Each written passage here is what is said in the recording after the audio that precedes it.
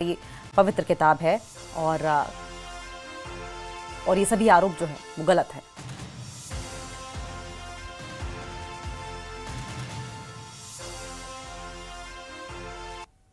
कुछ नहीं कर रहे हैं, हम रिलीजियस मैटर्स में सियासत को नहीं लाते हैं और कुरान हमारी किताब है, हम हमेशा उसकी रिस्पेक्ट करते हैं। बट कुरान शरीफ को हम किसी मेंबर के सामने नहीं आएगा, ये एक कॉन्शियस का डिसीजन है। अब ये बीजेपी जो हारी हुई तंजीम होती है वो यही बात करती है, इसलिए मैं कहता हूं आप कल का रिजल्ट देखेंगे तो आप खुश हो जाएंगे। और वहीं पीडीपी ने साफ कहा है कि वो राज्यसभा चुनाव में नेशनल कॉन्फ्रेंस को तभी वोट देगी जब विधानसभा में पीडीपी के भूमि अधिकार बिल को स्वीकार किया जाएगा। पीडीपी विधायक वहीदुर रहमान पारा ने कहा कि अगर भूमि अधिकार बिल को स्वीकार नहीं किया जाता तो पार्टी के तीनों विधायक नेशनल कॉन्फ्रेंस उम्मीदवार को वोट नहीं देंगे।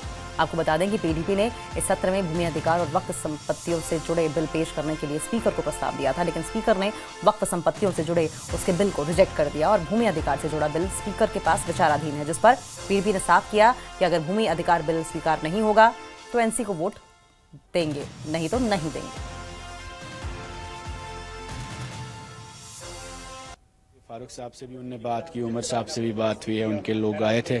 उनने कहा आप हमारी लैंड बिल को सपोर्ट करिए, तो हम भी जवाबदेह हैं लोगों के सामने, तो हम आपको सपोर्ट करना चाहते हैं, हम आपको वोट देंगे, बट आप पहले कमिटमेंट करिए कि पीपल्स डेमोक्रेटिक पार्टी की जो लैंड बिल है और खासकर जो डेली वेजेस बिल है उसको आप इस हाउस में सपोर्ट करिए।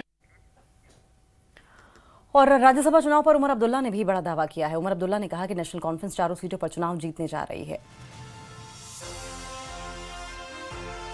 राज्यसभा चुनाव पर उमर अब्दुल्ला की ओर से भी बड़ा दावा किया गया और उन्होंने कहा कि नेशनल कॉन्फ्रेंस चारों सीटों पर ही चुनाव जीतेगी, फिर चाहे मैदान में कोई भी हो।